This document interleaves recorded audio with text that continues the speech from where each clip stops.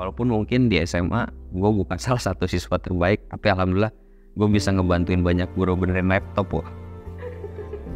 Jadi itu gue juga dari ini di Friendster ini relate ke gue suka dengan produk sama tech gitu, sama coding gitu. Awalnya dari exposure Friendster ya. Ya, jadi dulu di Friendster itu bisa ngerubah tampilan. Iya, ingat gue. Ya, jadi bisa di-tweak. Nah, terus lu jualan template-nya gitu. Yogi.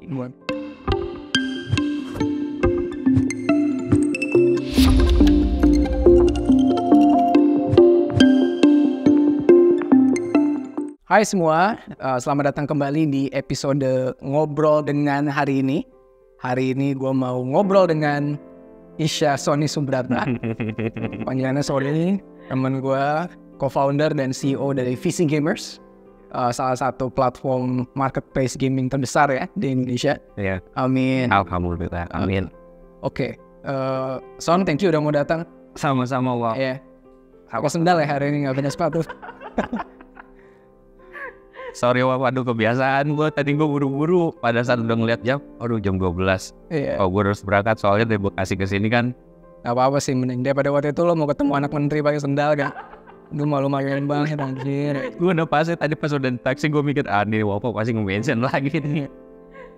Ya memang kalau founder startup yang mungkin serius dan paling bisa sukses mungkin yang nggak peduli sama penampilannya justru karena saking banyak yang dipikirin. Iya benar. Yang gue pikirin nyampe sini gue masih ada meeting dan gue lagi. Benar. Son, tapi belum semua orang mungkin familiar sama lo dan VC Gamers. Mungkin lo bisa mulai dengan kenalan dulu sama audiens kita, cerita. Oke. Lu siapa? Background lu kayak gimana? Hidup lu awalnya gimana dan gimana bisa sampai lu diriin VC Gamers? Oke. Mungkin gue start dari awal lahir di mana kali ya, terus gue jalan di tinggal di mana, terus gue move forward kemana lagi gitu kali ya. Oke. Ini casual aja mungkin gue pakai gue lu ya. Oke. Gue Sony. Panjangan gue tuh Isya Sony Subrata. Gue CEO co-founders dari VC Gamers sekarang. Gue lahir pertama tuh dari Jakarta sebenarnya. Terus gue besar di Bandung. Dari gue kelas DTK gue di Bandung. DTK umur dari 4 tahun gue di Bandung. Gue pindah pertama tuh lahir di Jakarta di Setiabudi. Terus gue pindah ke Kerawang karena bokap gue dulu tuh sales tukang jualan elektronik. Nama Sony itu dari situ. Sony. Dari brand. Terus sekarang dapat misi kita Jepang kan? Jadi bokap lu namain lu Sony karena dulu dia sales elektronik barang-barang. Iya, Isya gue lahir pada saat waktu Isya. Lu lahir pas waktu Isya. Azan Isya. Jadi namanya lu Isya Sony Subrata. Jadi bokap gue tuh ada kagum sama satu keturunan Sunda dulu di Kerawang. Pada saat dulu tuh dia tahu pada saat dia kan passing sales ya. Dia tahu marga Subrata gitu. Oke. Jadi dia kagum gitu. Marga Subrata. Ya, nah dari kekaguman itu jadilah Isya Sony Subrata ceritanya gitu. Isya Sony Subrata. Ya. Oke, tapi lu tuh Cindo bukan sih? Iya, dari bokap gua. Iya, bokap Chinese. Gua Chinese Kalimantan, dari nyokap gua pure Jakarta Betawi. Oke. Terus gimana dari bokap lo sebagai? Dari situ terus udah mulai pindah ke Bandung. Di Bandung bokap gua udah punya bikin company untuk kreditan. Kalau dulu tuh kayak model ada yang ngasih kredit buat elektronik gitu. Oke. Jadi kayak lu punya dulu tuh zamannya gue masih ingat banget ada lemari, ada TV kotak gitu. Nah, gue tuh bikin perkreditan buat barang-barang elektronik ya? Elektronik fokusnya, tapi ada juga furniture gitu. The OG pinjol ya? Iya, dulu belum ada pinjol. Dulu belum all. Enggak, belum. Pinch aja. Iya, jadi dia benar-benar orangnya kayak di pasar-pasar gitu, yang kayak tukang daging, sayur, itu ngambil di bokap gue dulu. Menarik banget gitu dulu.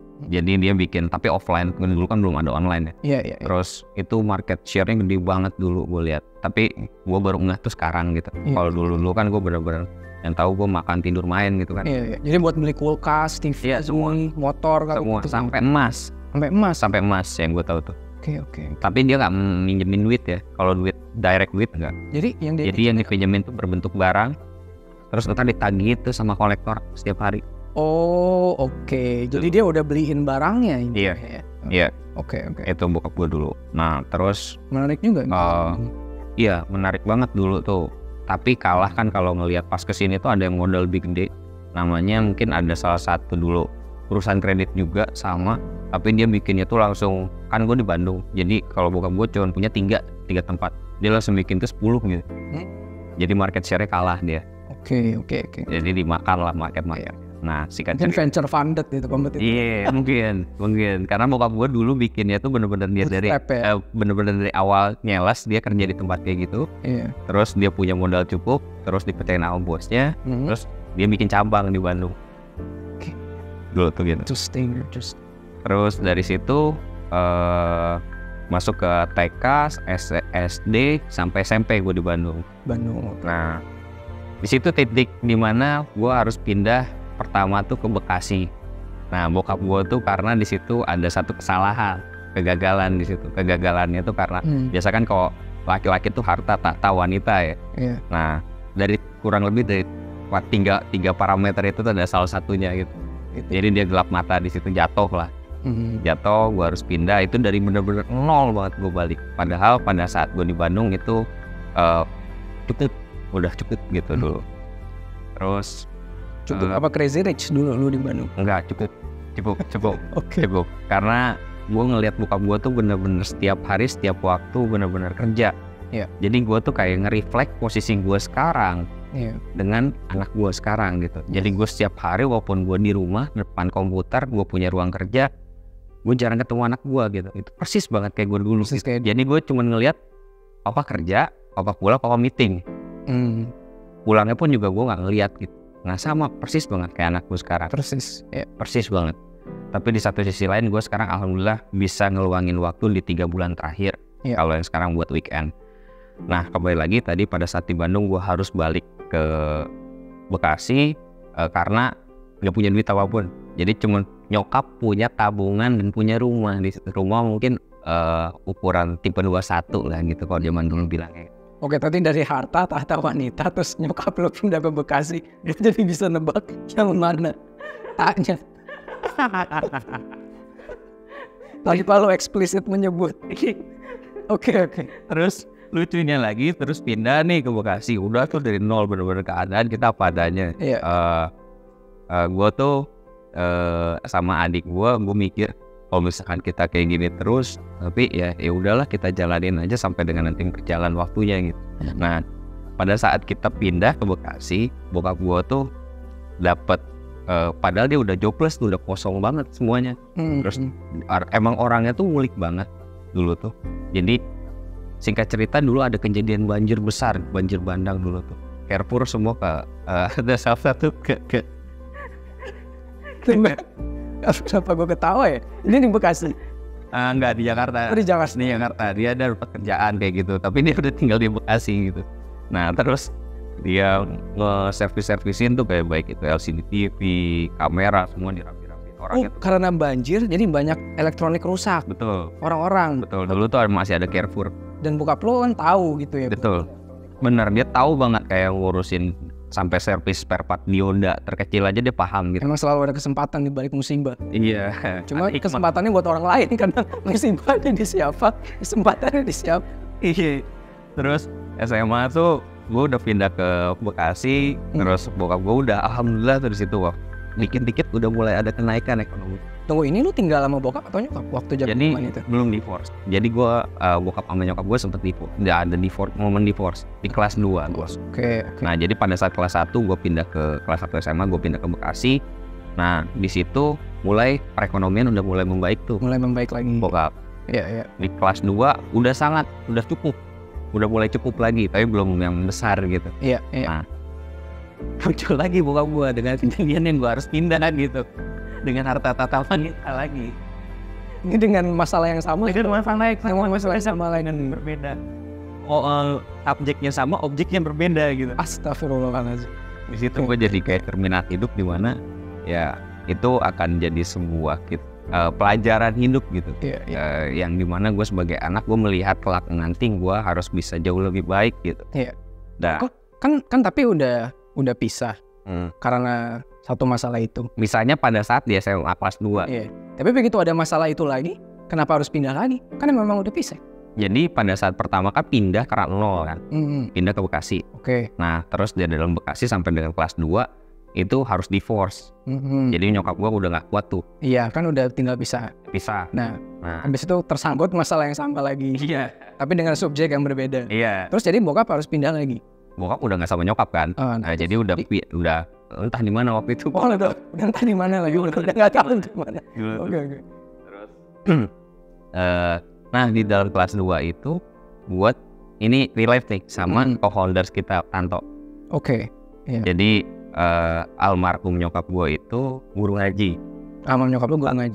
Dan sering siar buat suka dipanggil ustazah gitu. Dan gue salah satu anak yang gak bisa dibilangin loh.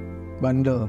Ya bisa dibilang. Jadi gue orang yang keras kepala, terus terlalu punya ambisi yang kuat gitu. Jadi sering dipukul pakai sapu lidi. Itu gue pas kecil. Jadi bokap gue tuh kalau gue nilai matematika gue kecil, pasti gue disambet gitu pakai sapu. Gitu. Dan kaki ngangkat satu terus gini ini gue sering ngangiang gitu. Itu ajaran bokap gue karena semua laki-laki harus pandai buat ngitung kalau bokap gue mikirnya gitu. Karena itu fundamental dasar buat gimana caranya ada in ada out, dimana kehidupan ada masuk ada keluar pasti. Ya mungkin background Chinese bokap lo juga contribute ke itu ya. Gimana view dia ya lo cowok lo harus bisa ngitung gitu. Betul. Nah itu beda banget sama pandangan dari sisi nyokap. Kalau nyokap itu benar-benar ngaji. Kan terus tahu soal TPA kayak gitu. Ya Quran dan lain-lain lah kalau dari saya. Nah itu tuh balance tuh di hidup gue. Walaupun gue orangnya nggak bisa dibilangin, tapi ngena banget ke gue sendiri sekarang. Sekarang lu ngitung nggak bisa, ngaji nggak bisa. Alhamdulillah bisa dikit-dikit loh. Bisa dikit-dikit bisa. Masih ingat. Terus dari kelas 2 gue udah gue bareng tuh sama Tanto karena gue nggak suka di rumah. Jadi lu tinggal di Tanto. Rumah Tanto. Di rumah Tanto. Rumah Tanto di Bekasi juga. Itu rumah Tanto tuh nggak jauh dari sekolah, Wak. Kayak mungkin jarak sekolah lo. Nah, nggak jauh dari sekolah gue SMA. Jadi itu tuh jaraknya mungkin cuma 100 meter atau 150 meter gitu, nggak nyampe 200 meter, deket banget gitu. Jadi gue walaupun kesiangan gue gampang gitu alasan sama security-nya di sekolah. Apa alasannya? Gue kalau deket telat malah susah. Kan gue bisa nggak bawa tas gue ditaruh di tempat security. Jadi gue udah temenan bro banget gitu sama security di situ. Lu nitip tas lu di security gitu? Iya, kalau nggak gue nitip di kelas gitu. Oke. Jadi udah enak lah. Jadi gue nggak perlu kayak bangun buru-buru naik motor jalan. Itu gue dulu tuh kelas 2 kelas 3. Kelas 3 kan mau ngampus ceritanya, udah mulai mikirin, oh ya kita mau kuliah di mana? Gue nggak mikirin, yang gue pikirin gimana caranya gue bisa punya duit. Karena gue ngelihat gue udah nggak punya dapat ransom duit lagi nih dari bokap. Nah, dan saat itu nyokap udah meninggal atau masih ada? Masih ada. Nyokap meninggal itu 2013. Ya itu tuh kurang lebih masih di 2009 ya kayaknya 2009 2008. Oke. Terus di situ gue gimana caranya bisa cari duit itu pertama banget gue dari dulu Friendster. Di Friendster ini relate ke gue suka dengan produk sama tech gitu sama coding gitu. Awalnya dari exposure Friendster ya. Jadi dulu di Friendster itu bisa ngerubah tampilan. Iya ingat gue. Ya jadi bisa ditweak. Terus lu jualan template-nya gitu.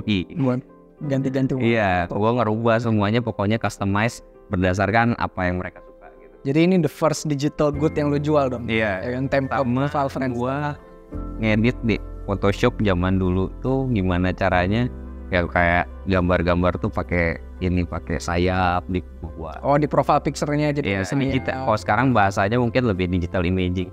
Digital image gitu. Nah itu gue suka banget edit. Oke. Karena di situ ngasilin satu edit foto 5.000 sampai 10.000. Orang tuh bayar tuh lu. Bayar setelah buat profile picture sayap atau kayak background profile Friendster gitu. Oke. Terus di situ gue bisa ngasilin alhamdulillah dan gue jadi punya uang jajan. Nah terus masuk ke kelas 3 itu mulai ada game di Facebook. Gue udah pindah ke Facebook tuh, dalam pindah ke Facebook. Iya, game-game Facebook. Itu ada namanya Rock Legends. Rock Legends. Dulu tuh ada Zynga Poker. Iya. Nah, tapi yang benar-benar gue monetize duit tuh benar-benar di Rock Legends. Gue punya pulsa kalau nggak salah dulu kelas 3 SMA 20 jutaan kayaknya, 20-30 juta pulsa gue. Itu buat lo jual ya? Enggak. Jadi orang beli karakter ataupun orang ngejokiin itu lewat gua. Oh, jadi lu yang mainin karakternya? Betul, dibayarnya pakai pulsa. Iya, diisiin pulsa. Karena kan dulu nggak ada kayak Dana, OVO, GoPay nggak ada. Belum ada e-money. Iya, jadi gue diisiin tuh dulu. Nah, singkat cerita ketemu sahabat gue yang sekarang sama-sama main RO, Ragnarok Origins sekarang ini. Oke. Nah, ketemu di situ, terus kita flashback kayak gitu. Itu ntar kita cerita. Terus di sana gue bisa ngasilin, alhamdulillah uang cukup. Gue beli satu body kamera. Karena suka banget gue sama fotografi. SLR dulu. Gue masih ingat banget dulu Nikon D3000. Itu karena pertama banget gue pengen punya. Dari situ gue pengen upgrade, gak punya duit. Dan gue cuma punya handphone satu dulu, Nokia N82. Tapi udah bagus sih dulu, zaman dulu itu dikasih sama bokap. Karena bokap ngasih yang sliding ini. Ya, sliding udah lumayan lah, dulu harga 4 juta gitu. Zaman dulu udah wah. Lumayan lah, kameranya udah VGA 480. Iya, udah kalangan di SMA udah wah, udah bagus gitu. Wah, anak orang kaya nih. Enggak, udah pada tahu bos. Udah pada tahu. Uang jualan. Terus dari situ gue nggak suka gitu kalau gue cuma punya lensa kit 1855.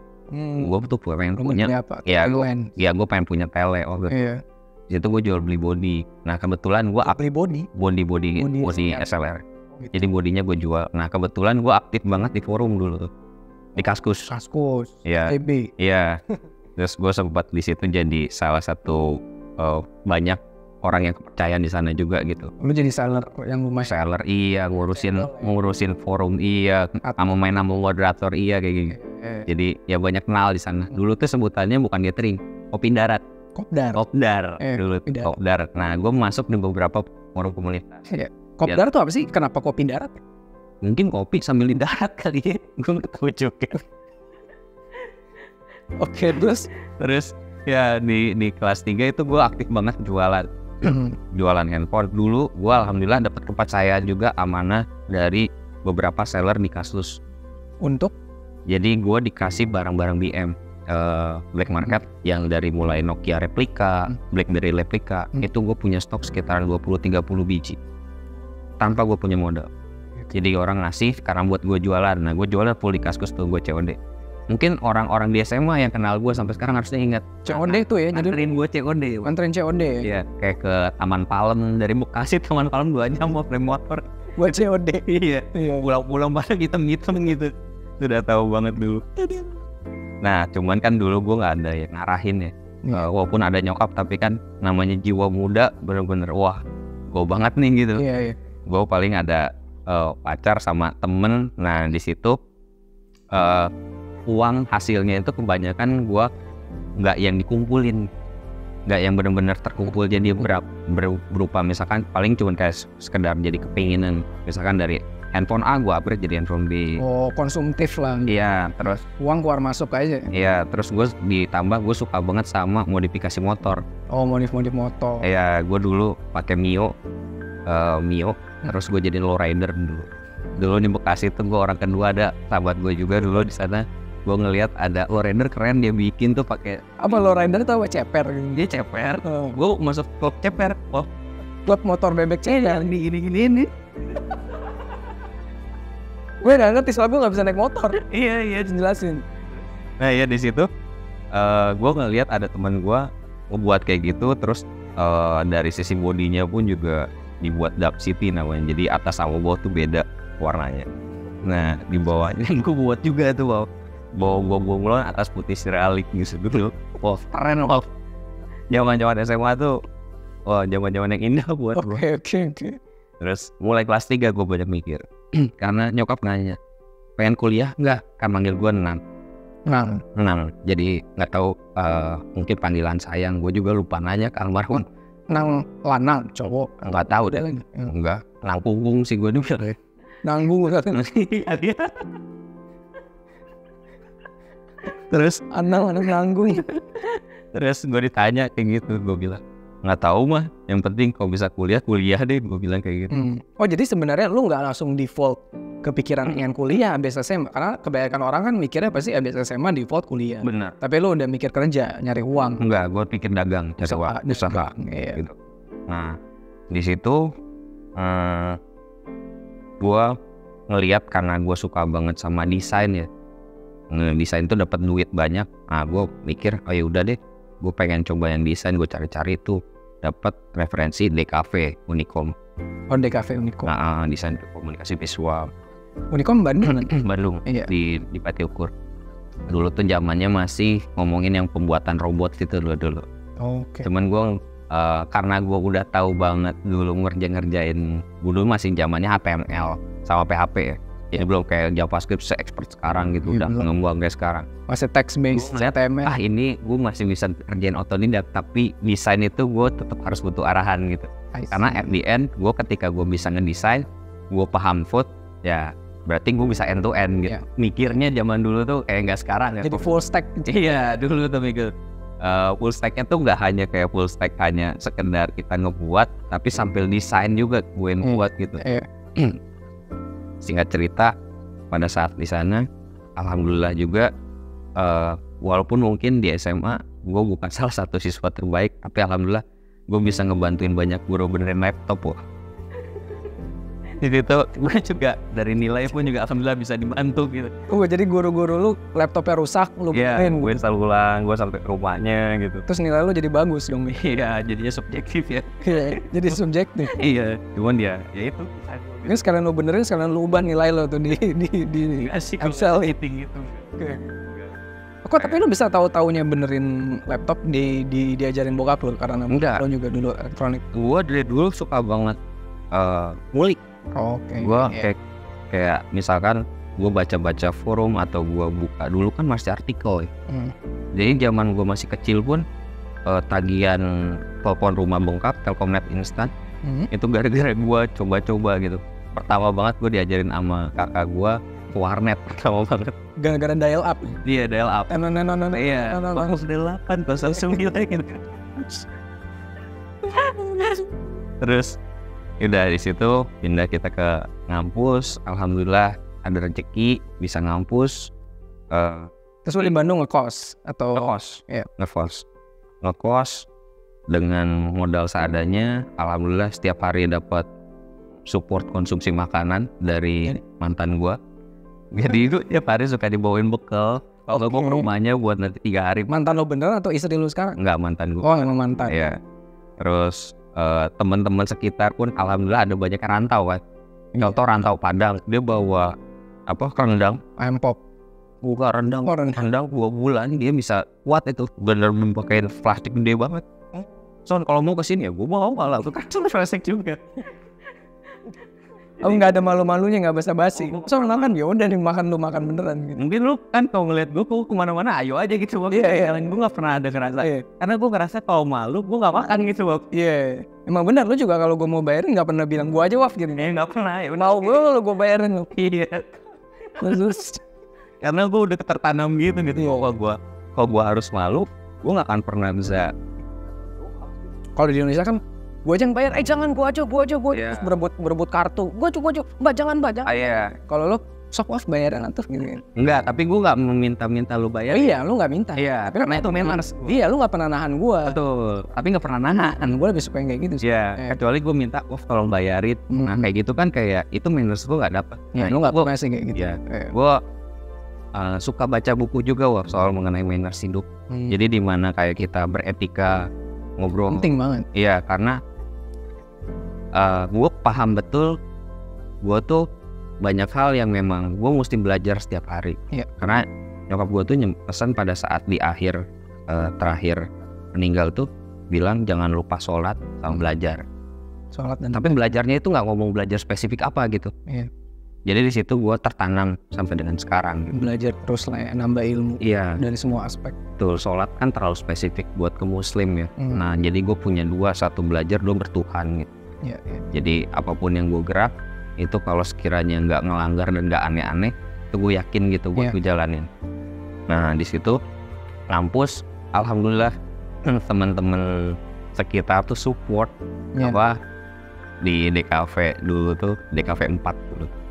Seru-seru anak-anaknya dan benar-benar rintisnya tuh di situ. Dari mulai gua dapat duit dari fotografi, jadi gua jualan dari mulai jualan handphone, gua setiap hari jualan handphone, jualan body sama lensa, terus udah sama sisanya ngerjain tugas, sama cari makan bener-bener nyari gua, maksudnya nyari bukan kerja ya, tapi nyari siapa yang ada nasi, siapa yang ada lauk gitu. Siapa yang bisa tuh mintain lu? Iya bener. Oke. Karena kayak misalkan banyak banget dulu tuh anak rantau yang kayak punya makanan distokin sama keluarganya, kayak telur asin tuh bisa 2 susun, 3 susun, ntar gue minta 5 gitu. Mereka pun juga emang, Son kok mau ambil kesini ke kosan, sambil main Dota dulu. Oke. Tapi hal itu nggak berlanjut panjang, gue coba sampai semester 3, semester 4, udahan. Oh lu drop out? Iya, enggak. Guanya mengundurkan diri. Oh, mengundurkan diri? Iya, karena di situ mulai nyokap sakit. Awalnya tuh gue sama nyokap tuh pengen banget, nyokap udah sampai mau pindah ke Bandung. Jadi rumah yang sekarang yang dulu di Bekasi itu, yang bareng sama nyokap yang kecil, tuh pengen dijual sama nyokap biar nyokap tuh bisa ngikut, karena nyokap tuh sayang banget sama gue dulu tuh. Nah, singkat cerita, gue harus ngurungin diri itu semua karena gue biar deket sama nyokap, gue pindah ke Bekasi. Pindah ke Bekasi. Betul, gue bikin 1 toko dulu, kios lah bisa dikatakan ya. Iya. Kios kecil, gue dulu bayar kalau nggak salah 7 juta rupiah tuh kios. Itu dari hasil gue jualan. Terus di situ gue mulai tuh jualan yang gue buat tuh pertama banget aksesoris handphone. Casing, spare part dan lain-lain gitu. Nah di situ muncul kepercayaan, terus gue buat sistem reseller di situ. Dulu belum ada sistem reseller yang proper ya dulu. Itu mulai karir gue. Sekarang kan dropshipping udah luar biasa lah. Tag-nya pun juga gue pelajarin sekarang udah sangat canggih lah, apalagi sampai dia bisa ngebaca grab ML-nya sampai AI-nya tuh jalan sebenarnya di e-commerce. Nah kalau dulu benar-benar gue buat dari mulai Excel pindah ada spreadsheet dulu. Jadi gue lewat situ. Di situ ntar mereka tuh dapat harga dari seller deposit, dia harus ngisi saldo dulu. Nah itu gue recap semuanya transparan ke mereka. Nah di situ gue mulai berkembang, alhamdulillah. Jadi jualan terus rame, dari jualan handphonenya jalan, aksesorisnya jalan, gue nyervis juga gitu. Jadi semua lu sendiri atau lu punya kantor? Sendiri. Pertama sendiri. Lu jualan sambil lu servis segala macam. Iya. Palu ganda lah ya. Iya, kayak kongkok gitu, gimana sih? Tapi di kios gitu. Itu dulu. Kokoh gitu. Kokoh gitu gue dulu. Terus mulai nggak ke handle kan. Terus ada yang memang mau kerja gitu, orang nggak selebar. Terus tanyain. Jadi lu hiring. Iya gitu. Nah terus gue pun juga nggak bisa ngejanjiin banyak, tapi kita jalan. Yang penting jujur, gue bilang gitu. Berjalan, nggak cerita, bisa pindah. Abis dari bisa pindah ke kios yang lebih besar, terus bisa buat cabang di beberapa tempat tuh gitu. Sampai di Kaskus pun juga lumayan punya nama gitu dulu. Nah singkat cerita, nyokap mulai sakitnya mulai lebih banyak mulai lebih banyak capek, lebih banyak hal-hal yang memang perhatian khusus gitu. Tapi di situ gue bukan anak yang gue full ke nyokap, enggak, tapi gue tetap jualan gitu. Ya lo harus tetap make money juga. Enggak, tapi gue lebih mikirin ke gimana caranya gue bisa jualan, terus gue bisa punya uang buat nyokap gue kalau misalkan ada kebutuhan. Of course. Jadi gue nggak mikirin kayak gue harus setiap hari setiap saat samping nyokap gue. Nah yang lebih di samping nyokap gue tuh kebanyakan kakak sama adik gue. Nah terus alhamdulillah tabungan udah mulai kekumpul. Nah nyokap emang pengen umroh. Itu 2013 tuh. 2013. Iya. Nyokap pengen umroh. Pada saat berangkat ke sana, kita berangkat terus sama kakak gua, si Teteh dulu. Berangkat ke sana. Pada saat sebelum berangkat tuh udah ada gejala-gejala, harus check up ke dokter. Dokter tuh udah bilang kalau bisa jangan berangkat, tapi kan namanya udah beli tiket dan lain-lain gitu, nggak mungkin kan. Tapi singkat cerita pada saat berangkat, alhamdulillah lancar tuh, sampai paling di pada saat di pesawat ngerasa kayak sakit kayak gitu, tapi masih bisa di cover gitu. Nah di situ sampai dengan di pertama banget kan di Madinah ya. Di Madinah itu udah mulai ada beberapa hal yang memang jadinya nyokap gue udah harus dirawat gitu. Nah pada saat dirawat almarhum nyokap tuh udah mulai ngerasa kayak aduh ini mama udah kayak nggak kuat lah, udah kayak gitu dulu tuh. Terus gue bilang enggak kuat kayak gitu, gue kan orangnya berusaha buat menyemangati, optimis gitu. Terus singkat cerita mulai membaik after dari rumah sakit. Terus pindah lah dari Madinah kan ke Mekah. Nah sebelum pada saat pindah ke Mekah itu masih sempat tuh beliin ponakan-ponakan gue kayak oleh-oleh kayak gitu. Terus singkat cerita sampai banget di Mekah selang berapa lama gitu, berapa jam, gue udah benar-benar gak kuat, udah harus di rumah sakit. Nah di situ lah gue banyak belajar hidup gitu sampai dengan nyokap meninggal di Mekah. Nah di sana gue ngurusin kakak gue tuh harus pulang duluan sama rombongan. Nah gue di sana kurang lebih ada mau sebulan kayaknya. Jadi gue harus nungguin tiket, terus gue juga duit pas-pasan. Jadi gue banyak kebantuin dari mulai catering, main sama orang-orang catering di sana, terus sama orang-orang muasasah yang ngurusin visa, gue mau anterin modal mandir gitu. Singkat cerita sampai dengan gue bisa kebeli tiket. Jadi lu nyari uang di Mekah buat beli tiket pulang? Enggak, ngumpulin sih lebih tepatnya, kan gue ada toko kan. Nah duit gue tuh kasih nggak cukup buat gue beli, karena dulu tuh kalau nggak salah 19 juta berapa juta. Maksudnya toko lo yang di Bekasi, yang di Bekasi sama di Bandung. Oh jadi lo ya nunggu di sana lah ya sampai uangnya. Iya karena kalau misalkan mau beli di waktu yang sama itu nggak memungkinkan, dan singkat cerita pun juga dibantu juga sama kakak gue gitu, ditambahin karena yang terlalu lama gitu gue di sana ditanyain gitu. Sedangkan kayak di Indonesia kan kalau misalkan ada yang meninggal ada yang pada datang kayak pada nanyain gue gitu. Iya. Oh jadi nyokap dimakamin di Mekah kan? Iya. Lo gue selalu dengar cerita orang yang ada keinginan ya pergi haji atau umroh gitu ya. Kayak suka ngerasa ada panggilan ya. Iya. Kayak mereka ngerasa terpanggil ke sana, dan ya in some cases ya mereka berpulang ke Tuhan di sana gitu. Iya. Lo ada ngeliat tanda-tanda yang ada di nyokap waktu enggak, orang gue mau happy aja sama nyokap gue. Jadi lo fully expect ya nyokap akan pulang bareng lo. Iya. Tapi ya di sana memang ternyata dengan kondisi sakit dan memang dia berpulang di sana. Betul, dari sebelum berangkat pun juga gue udah jauh nyokap sakit. Gue malah berharapnya pulang di sana malah bisa ketawa-tawa karena itu. Karena nyokap gue senang banget makan solaria. Makan solaria. Iya, dia pada saat pulang tuh yang dipikirin di sana tuh, ayo mantar kita pulang makan solaria kan gitu. Iya. Selaria kue tiaw goreng sih. Iya itu bener tuh kan. Oke. Nggak boleh chicken cordon. Tapi ada something magical atau spiritual yang terjadi nggak? Itu banyak. Karena ya gue sering dengar cerita lah tentang apalagi tanah suci. Pada saat satu waktu kalau misalkan dalam waktu sholat di Masjidil Haram itu tuh jenazah tuh nggak cuma satu, ada beberapa. Iya. Jilalahnya nyokap tuh cuma nyokap doang pada saat waktu Isya. Pada saat itu benar. Cuma nyokap doang sendiri di situ. Jadi kita sholat di Masjidil Haram. Nyokap lo disolatin waktu Isya ya? Iya, waktu Isya. Pas di Masjidil Haram. Dan lo lahir Isya. Pas Isya. Iya. Nama lo Isya Sony. Iya. Terus banyak perjalanan spiritual di sana yang gue bisa lihat sampai dengan di titik gue bisa. Jadi kalau di sana laki-laki sama perempuan walaupun itu ibu nggak boleh ngeliat tuh. Tapi alhamdulillah gue bisa dapat momen gitu. Jadi nggak boleh gitu, nggak mudah gitu buat sebut. Itu satu hal gue ada keajaiban sampai dengan sholat di pada saat Isya itu almarhum nyokap sendirian sampai dengan liang lahatnya, model liang lahatnya gue masuk ke dalam gitu. Dimana handphone semuanya hilang sinyal padahal gue lagi videoin gitu. Itu nggak tahu kenapa ceritanya. Padahal gue pakai handphone. Gue memastikan pas gue sebelum jalan gue udah upgrade handphone dulu.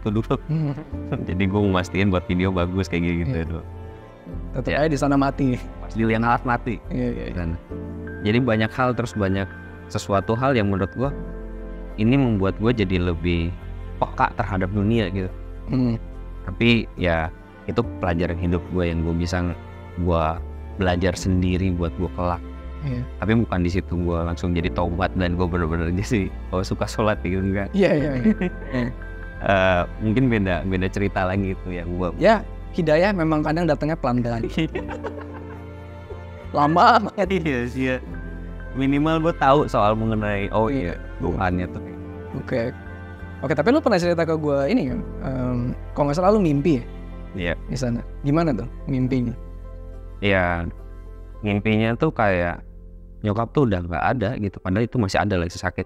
Jadi pada saat di ICU.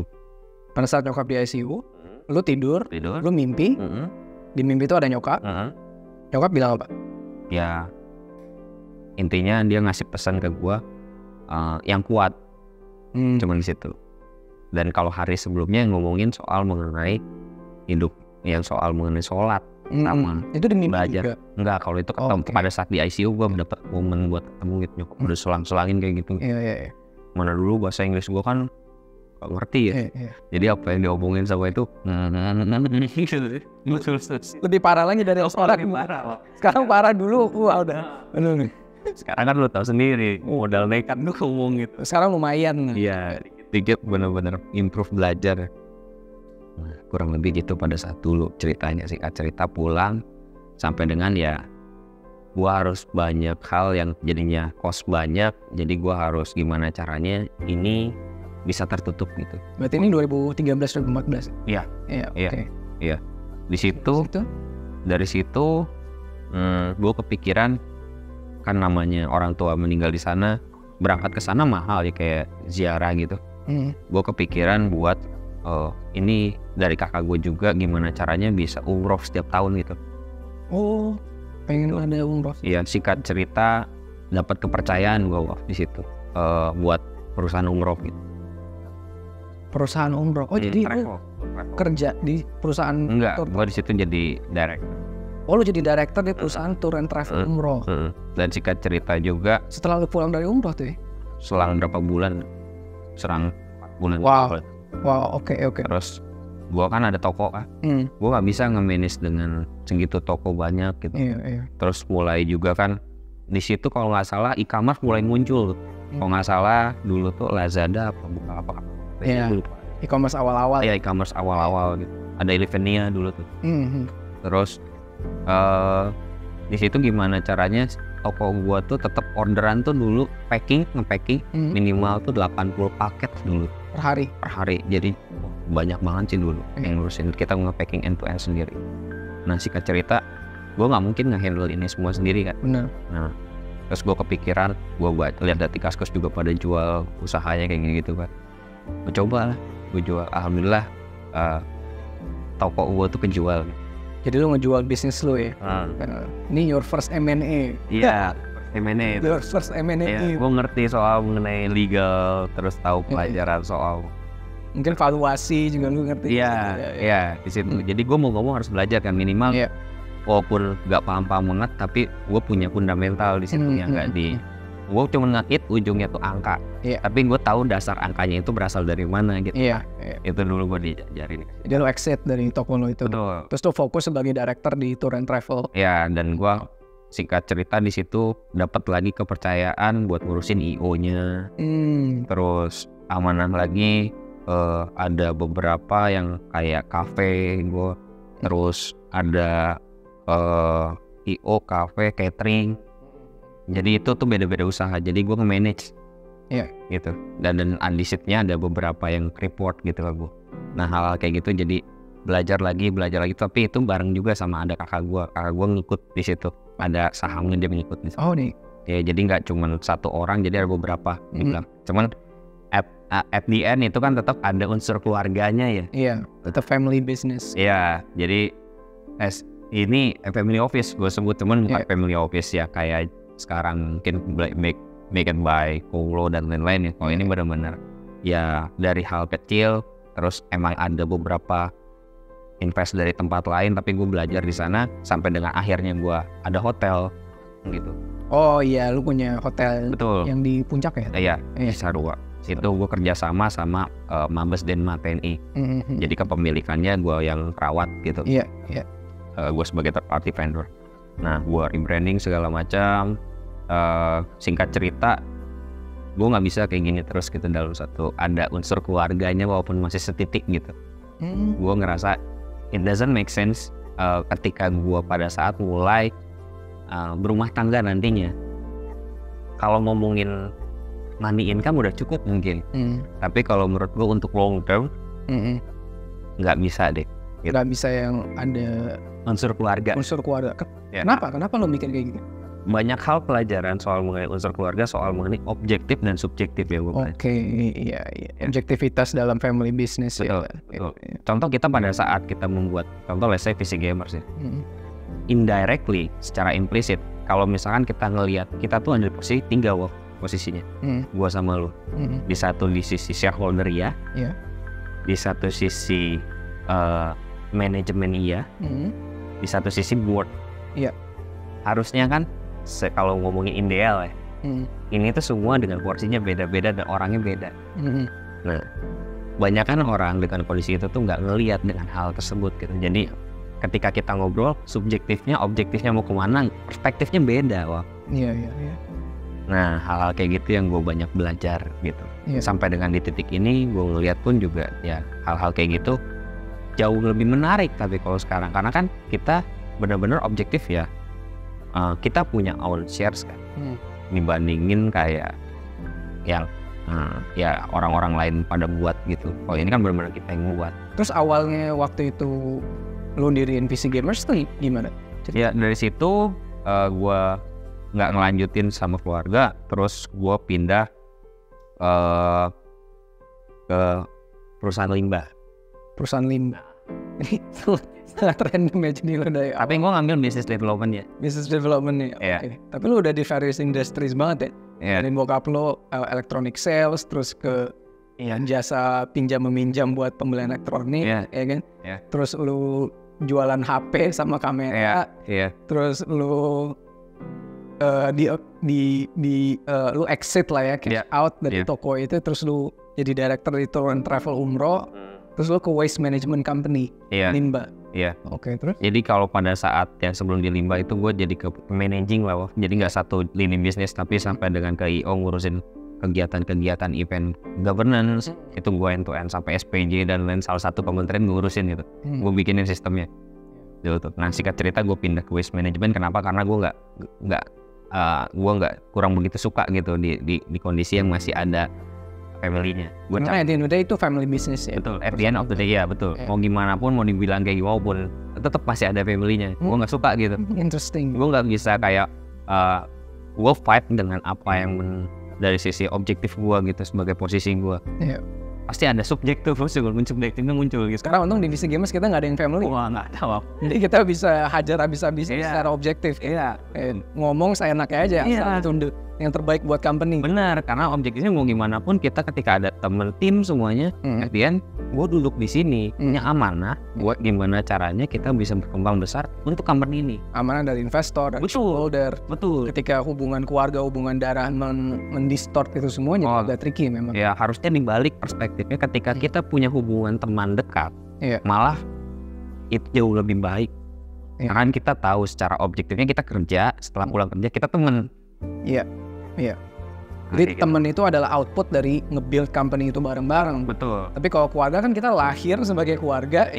Apakah output dari hubungan keluarga itu bisa jadi company yang baik atau enggak, itu agak tricky. Betul. Mungkin banyak bikin teman-teman di luar sana pada saat membuat satu company dari basic keluarga, tapi kalau dari sudut pandang gua dan gua pribadi, gua prefer mendingan keluar gitu. Iya. Ya udah dari situ gue pindah, gue ngelamar benar-benar lewat Jobsdb, Jobstreet kayak gitu-gitu. Gue dengan semua pengalaman gue tulis. Di email terus dong sama Lina Jobstreet tuh? Enggak, alhamdulillah singkat cerita gue mungkin nge-apply tuh cuman 5 ya, abis gue bikin CV. Oke. Ya, gue sempat dipanggil beberapa company gitu. Salah satunya ada startup juga, gue dipanggil. Yang sekarang udah di acquire. Tapi bukan di posisi kita, bukan. Bukan. Ini beda. Berbeda. Dia lebih kepada waru-waru. Ya, gue sempat waktu itu interview. Mungkin kalau ketemu mungkin ingat kali orangnya. Nah, terus di sana gue apply masuk ke waste company. Itu job desk-nya tuh gue as a business development, gue apply business development manager, tapi gue masuk di situ as specialist, dan gue sangat generalis. Sampai soal mengenai banyak hal yang jadinya ini kan background waste company walaupun udah besar, tapi benar-benar family banget. Nah, jadi gue di situ banyak belajar juga dan gue punya pimpinan gue tuh, jadi gue langsung direct to CEO-nya. Dia objektif banget gitu, itu banyak pelajaran yang gue lihat. Nah, hal-hal kayak gitu at the end buat gue belajar. Pada saat gue mau ngedirin PC Gamers, gue ngeliat Tanto pertama banget. Tanto kerja di salah satu startup yang sekarang persis sama PC Gamers tapi udah di acquire. Nah, gue ngeliat setiap hari setiap waktu gitu ya, terus dia ngelakuin hal-hal, gue tanya-tanyain, terus gue interesting gitu. Kayak gue ini kayaknya masih bisa di endless lagi dan kayak gini gitu. Gue bisa nangkep kenapa konsepnya adalah marketplace, karena PC Gamers kan marketplace game. Karena dari awal yang lu kerjain itu sebenarnya ya dagang nih. Lo entah lo yang penjual atau lo yang mempertemukan antara penjual dengan pembeli. Kalau yang kayak tadi kayak travel agent gitu kan sebenarnya ya namanya travel agent itu lo mempertemukan antara yang mau berangkat umroh sama hotel-hotel atau kayak airline yang mau memberangkatkan dia habis itu posting dari sana gitu-gitu kan. Tapi kenapa gaming specifically? Kalau konsep marketplace-nya gue nangkep karena yang selama ini lo lakukan basically dagang. Antara lo sebagai seller atau lo mempertemukan seller dengan buyer. Tapi kenapa gaming specifically? Karena gue suka banget main game, Wolf. Karena gue pengen after gue resign dari yang Waste Company, gue pun juga resign baik-baik. Gue kasih tahu kebetulan itu di situ bokap gue tuh udah balik, Wolf. Jadi bokap gue tuh udah ngikut sama gue. Jadi ada satu momen di mana bokap gue itu udah menghilang terus datang gitu. Tiba-tiba muncul lagi. Iya, tiba-tiba muncul terus sempat tersangkut masalah yang sama lagi. Enggak, udah balik tuh bokap ya udah biasa lagi. Udah biasa lagi. Iya, karena kan gue ingat mau gimana pun dia bapak. Of course. Nah, singkat cerita bokap tuh udah ngikut gue di situ. Jadi sekarang bokap lo jadi hotel manager hotel lo ya? Iya. Jadi enggak hotel manager, lebih kepada ngurusin dia bercocok tanam karena di sana. Bercocok tanam. Harvest Moon gitu ya. Harvest Moon. Oke. Terus kenapa gaming?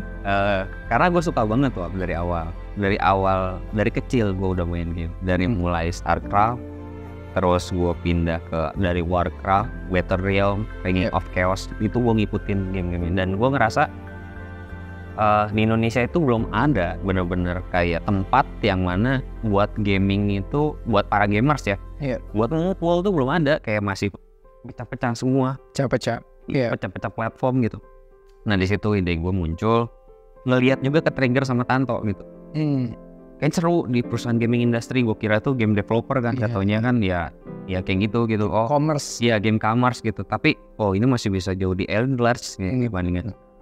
Terus banyak hal yang menurut gua kalau kita bikin BMC, Business Model Canvas kan, kita banyak beberapa traits yang existing gitu, dan ini masih bisa ruang kita masuk itu buat jadi unfair advantage nantinya. Nah situlah gua kepikiran, gua ngobrol sama Tanto, alignment tuh. Padahal gua tinggal di rumah Tanto tuh mungkin udah, jadi gua tinggal 2 tahun pindah ke Bandung 2 tahun, berapa tahun gitu, terus gua balik lagi ke Tanto tuh tinggal lagi sekitaran 3-4 tahun lah bareng Tanto. Jadi lama juga gua sama Tanto ini, tahu banget waktunya kayak gimana, dia juga tahu kayak gua gimana gitu. Situ udah kita jalan, Tanto nanyain duit dari mana, gue bilang nggak usah pikirin duit dulu, kita jalan dulu, ntar duit gue yang cari, gue bilang gitu. Nah, ya udah, gue ngamen. Duit gue yang cari, abis itu lu message gue di LinkedIn. Bukannya lo yang nyari. Iya bener, tapi kan bener gue harus gitu. Iya, gue punya modal loh. Iya. Tapi gue punya produk, gue punya visi kayak gimana ke depannya, vision, my vision, gue harus kasih tahu kan. Dan salah satunya ya lu gue coba kasih tahu. Ya mungkin juga buat cerita sama audiens kita, waktu itu awal ceritanya gue involved di PC Gamers adalah Sony tiba-tiba random message gue di LinkedIn. Cerita tentang startup gamingnya dia gitu kan. Dan gue sendiri udah banyak banget ngelihat macam-macam gaming startup waktu di Indonesia ya, mulai dari studio, publisher, social, commerce dan lain-lain. Tapi waktu itu ya PC Gamers adalah satu-satunya yang pertama gue lihat setelah gue coba produknya, gue lihat pitch decknya, story lu, gue ngerasa this has potential. Karena yang kita aware di Indonesia itu kan kebanyakan orang satu main di mobile. Betul. Mereka bukan main di PC atau konsol. Dan kedua, mobile game itu rata-rata gratis. Kan? Jadi spendingnya itu bukan pada saat membeli gamenya, seperti kebanyakan PC game atau console game. Tapi spendingnya adalah ketika dia bertransaksi in game gitu kan, untuk gaming itemsnya. Nah, di situ gue sebenarnya kenapa gue ngelihat potensinya gitu. Iya. Agak beda kalau untuk yang model lain karena gue tahu kalau bukan buat game item spend mereka nggak akan spend gitu. Betul. Orang Indonesia malas banget nge-subscribe, ya kan? Nggak mau beli game, maunya ngebajak gitu. Nonton film aja pengennya bajakan gitu kan, atau streaming ilegal gitu. Jadi susah banget untuk get them to pay, unless itu kayak memang game item, game asset spending. Benar. Orang beli skin, beli voucher, beli karakter. Tapi yang menarik juga gue sering dapat pertanyaan. Ya kemarin ada lah, gue nggak usah nyebut apa investornya. Mereka kesusahan buat fundraise di ekosistem ini. Terutama yang mungkin developers atau studios. Kenapa VC gamers bisa fundraising? Kalau menurut gue, dari sudut pandang gue ya, gue yakin Indonesia belum memiliki yang benar-benar platform secara kebutuhannya itu benar-benar gaming banget gitu. Benar-benar ada DNA gamersnya. Kebanyakan yang dibuat itu dilihat commerce. Jadi yang dilihat itu soal money komersilnya aja. Oh, cara dapat duit dari gamers misalkan kita dari sisi exposure-nya emang tinggi, tapi belum tentu konversinya bagus. Boleh divalidasi deh dengan beberapa, karena gaming kan luas sebenarnya, dengan beberapa model industri. Nah, yang gue ngeliat di sini bisa dibayangin sebuah satu marketplace yang secara pada saat awal gue ngasih tahu ke lo, kita buat Tokopedia dan Facebook dijadiin satu buat di platform. Satu platform. Dan ini buat di Indonesia, kayak gue ngerasa bukan cuman kita para founders gitu atau kayak teman-teman internal yang bangga. Gue rasa Indonesia bisa bangga karena ketika buat hal tersebut pasti banyak ekosistem yang ikut gitu. Jadi beberapa company-nya pun juga ikut. Dan kalau dari gue pribadi sebenarnya gue ngelihat angle yang penting banget karena kita tahu gaming itu gede. Industrinya di Indonesia. Ada research kita ya 100 jutaan gamers. Mulai dari yang hardcore, tiap hari main Dota dari tengah malam sampai subuh gitu kan, sampai ke yang casual, kan main mini games, sambil nunggu Grab atau sambil nunggu Gojek sambil main game, KRL dan lain-lain. Spektrumnya luas. Tapi sebenarnya benang merahnya di semua gaming industri ini itu kebanyakan rata-rata developer atau publisher luar kan. Jadi ini game dari luar Indonesia sebenarnya. Yang kita tahu revenue-nya itu ya of course berarti untuk si developer atau publisher yang bukan dari Indonesia gitu. Ya mungkin mereka bayar pajak dan mungkin mereka of course employ people di Indonesia dan segala macam kan. Tapi I think a lot of the value itu basically diekstrak keluar dari Indonesia.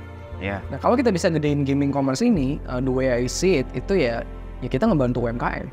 Karena kan seller-seller yang ada di VC gamers itu ya UMKM, tapi di industri gaming. Selama ini kan kita ngelihat UMKM itu mungkin kayak jualan keripik atau jualan baju. Tapi sebenarnya UMKM di industri gaming ini potensinya luar biasa. Dan banyak banget cara untuk gaming ini nggak dilihat lagi sebagai hal-hal yang cuma buang waktu, hal-hal yang bikin orang addicted, tapi juga bisa jadi mata pencarian buat UMKM lokal ya. Bukan hanya studio atau publisher atau developer yang generate money, tapi juga UMKM yang mendukung di bawahnya. Kalau kita nge-reflect kalau pada saat kita nge-reflect posisinya gue dulu. Ya lu salah satu dan gue salah satunya UMKM itu. Tapi dulu gue trade-nya pakai pulsa dan gue yakin sekarang banyak gitu. Anak SMA, SMP mungkin bahkan karena semudah itu sekarang banyak handphone. Kalau dulu mesti pakai laptop gitu. Gue dulu dapat laptop gitu. Gue juga masih ingat zaman-zamannya gue main di warnet. Beli Zenny dari warnetnya gitu. Itu SD itu gue. Beli Zenny berapa bonus Indomie goreng sama es gitu. Zaman harus pakai ini pakai voucher ya. Main naro. Jam. Mau jualan kartu Gostring, gue harus ketemuan di warnet di Cijantung gitu kan. Sampai sana tuhnya orangnya nggak ada, itu kan nyebelin gitu.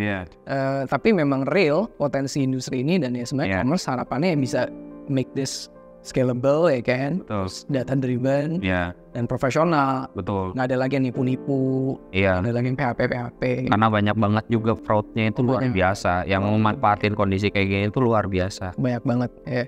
Udah ditransfer uangnya, skillnya nggak dikasih, kartunya nggak dikasih. Either dikasih pun juga ujungnya pun juga nggak taunya di hackback. Itu banyak banget. Dan industri gaming ini nggak bisa kayak misalkan kita as a PC gamers gitu kedepannya kita ngejalanin sendiri itu nggak mungkin. Karena kita harus banyak ekosistem yang memang harus berintegrasi gitu secara seamless. Dan kayak apapun yang kita mau jalanin ke depan, kita pasti happy banget buat kolaborasi dari beberapa aspek karena gamers itu nggak akan pernah mati. Betul. Ya, kita open ya untuk collaborate sama developers, publishers, dan lain-lain. Thank you Son. Thank you semua. Jangan lupa follow dan subscribe much more di Instagram, TikTok, dan YouTube kita. Bye bye. Thank you Son. Thank you.